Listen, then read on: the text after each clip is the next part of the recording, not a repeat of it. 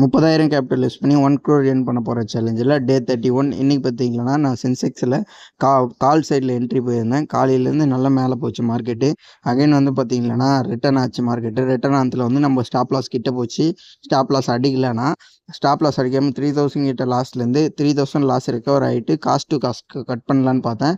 Again ஒரு 5 நிமிஷத்துலேயே வந்து ஒரு 500க்கு மேலே ஸ்டாப் லாஸ் கீழே போச்சு. நான் கட் பண்ணும்போது 844 கட் பண்ணிட்டேன். ஒரு ப்ரோக்கரேஜ் ஒரு ₹100 போட்டு மொத்தமாக ஒரு 1000 லாஸ் எடுத்துக்கலாம். ஆல்ரெடி நம்மக்கிட்ட வந்து 27,800 இருந்துச்சு.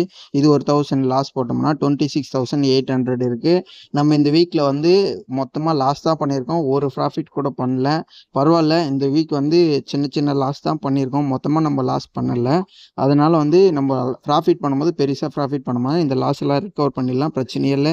லாஸ் வந்து பார்ட் ஆஃப் த பிஸ்னஸ் தான். லாஸ் வரும். நான் ப்ராஃபிட் பண்ணும்போது பெரிய ப்ராஃபிட் பண்ணோம்னா இந்த லாஸ் எல்லாம் வந்து கண்ட்ரோல் பண்ணி எடுத்துகிட்டு வந்துடலாம். மந்த் எண்டு தான் நம்மளோட கோல். மந்த் எண்டில் வந்து நம்ம ப்ராஃபிட்டபுளாக இருக்கணும்.